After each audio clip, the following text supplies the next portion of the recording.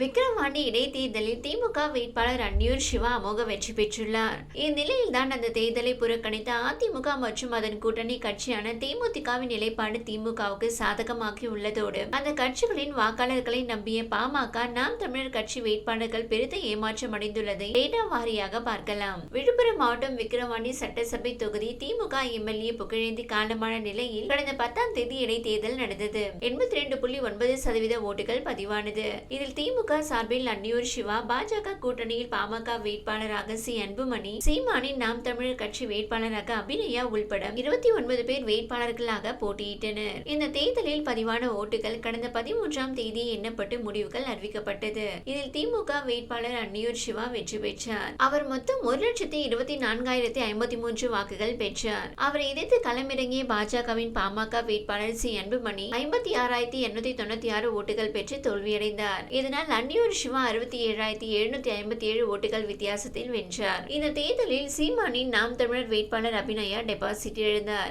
அவர் வெறும் 10,602 ஓட்டுகள் மட்டுமே பெற்றார். மொத்தம் 29 வேட்பாளர்கள் போட்டியிட்ட நிலையில் அபிநயா உள்பட 27 பேர் டெபாசிட் இழந்தனர். பாமக வேட்பாளர் தோற்றாலும் டெபாசிட் வாங்கினர். இந்த தேர்தலில் அதிமுக களமிறங்காத நிலையில் அந்த ஓட்டுகள் யாருக்கு செல்லும் என்ற பெரும் எதிர்பார்ப்பு ஏற்பட்டது. பொதுவாக இடைத்தேர்தலில் போட்டியிடாத பாமக விக்கிரவாண்டியில் பாஜக கூட்டணியில் களமிறங்கியது. இதற்கு முக்கிய காரணம் அதிமுக போட்டியிடாததும் ஒன்றும். அதோடு அதிமுகவினரின் ஓட்டுகளை பெற நாம் தமிழர் மற்றும் பாமக இடையே கடும் போட்டி நிலவியது.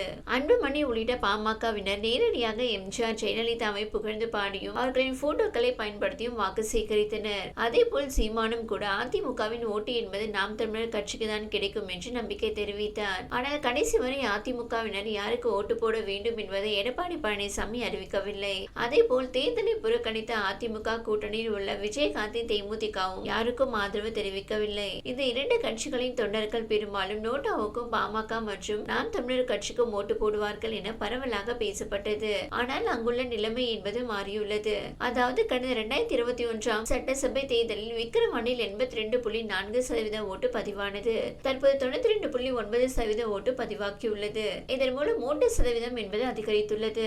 இதனால் அதிமுகவினர் தேமுதிகவினர் தேர்தலை புறக்கணிக்கவில்லை என்பது உறுதியாகியுள்ளது. அதே போல் அந்த இரண்டு கட்சியினரும் நோட்டாவுக்கும் போடவில்லை. ஏனென்றால் கடந்த 2021 தேர்தலில் நோட்டாவுக்கு 1,122 ஓட்டு கிடைத்தது. ஆனால் இப்போது நோட்டாவுக்கு 859 பேர் மட்டுமே ஓட்டளித்துள்ளனர். இதன் மூலம் அதிமுக தேமுதிகவினர் நோட்டாவுக்கும் ஓட்டளிக்கவில்லை என்பதையும் தேர்தலையும் புறக்கணிக்கவில்லை என்பதையும் உறுதி செய்ய முடியும். மாறாக திமுகவிற்கு ஓட்டு விழுந்துள்ளது. இது அதிமுக தேமுதிக கட்சி நிர்வாகிகளுக்கு அதிர்ச்சியை ஏற்படுத்தியுள்ளது.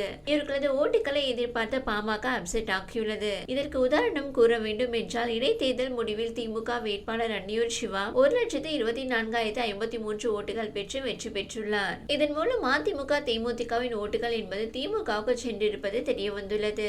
ஏனென்றால் கடந்த 2021 சட்டசபை தேர்தலில் திமுக வேட்பாளர் புகழேந்தி 93,730 ஓட்டுகள் பெற்று வென்றார். அதிமுக வேட்பாளர் முத்தமிழ் செல்வன் 84,157 ஓட்டுகள் பெற்றார். இந்த தேர்தலுடன் இடைத்தேர்தலை ஒப்பிடும்போது திமுகவுக்கு 30,324 ஓட்டுகள் கிடைத்துள்ளது. இது அதிமுகவின் ஓட்டுகளாக கருதப்படுகிறது. அதேபோல் கடந்த 2021 தேர்தலில் இந்த தொகுதியில் பாமக போட்டியிடவில்லை. இங்கு பாமகவுக்கு செல்வாக்கு இருக்கும் நிலையில் அதனை வைத்து அந்த கட்சி இவ்வளவு ஓட்டுகளை பெற்றுள்ளது. அதோட அதிமுக தேமுதிகவை சேர்ந்தவர்களும் ஓரளவு ஓட்டு போட்டுள்ளனர். இருப்பினும் திமுகவை ஒப்பிடும்போது அதிமுக தேமுதிகவின் ஓட்டு பாமகவுக்கு குறைவாகவே கிடைத்துள்ளது. அதேபோல் கடந்த 2021 தேர்தலில் நாம் தமிழர் வேட்பாளர் 8,216 ஓட்டுகள் பெற்றார். இந்த முறை அபிநயா 10,602 ஓட்டுகள் பெற்றார். சுமார் 2,500 ஓட்டுகள் மட்டுமே நாம் தமிழர் கட்சிக்கு தொகுதியில் அதிகரித்துள்ளது. இதனால் நாம் தமிழருக்கும் அதிமுகவின் ஓட்டு என்பது கிடைக்கவில்லை என்பதை உறுதியாக கூறிவிட முடியும். இதனால் அதிமுக தேமுதிகவின் ஓட்டு என்பது திமுகவின் பக்கம் சென்றுள்ளது. தங்களின் ஓட்டு திமுகவின் பக்கம் செல்லாது என அதிமுக தேமுதிக தலைமை நினைத்த நிலையில் வாக்காளர்கள் இந்த முடிவு இரு கட்சியினரையும் அதிர்ச்சிக்குள்ளாக்கியுள்ளது. இது பற்றி அதிமுகவினர் கூறுகையில் இடைத்தேர்தல் நேர்மையாக நடக்காது என்பதால் புறக்கணித்தோம். விரும்புபவர்களுக்கு ஓட்டளிக்கலாம் என தலைமை கூறியது. மாவட்ட செயலாளர் சி வி சண்முகம் நமக்கு எதிரி திமுக தான், அதுக்கு ஓட்டு போடாமல் உங்கள் விருப்பம் போல் யாருக்காவது ஓட்டு போடுங்கள் என்று கூறியிருந்தார். அதிமுக ஒன்றிய செயலாளர்களும் மறைமுகமாக பாமகவுக்கு ஆதரவாக ஓட்டு போடும்படி கூறியிருந்தனர். ஆனால் திமுகவுக்கு அதிக அளவில் ஓட்டு சென்றுள்ளது. இதற்கு அவர்கள் பணம் விநியோகம் செய்ததுதான் காரணம். அதோடு சாதி சார்ந்த ஓட்டுகள் பிரிந்ததும் முக்கிய காரணமாகும் என்றனர்.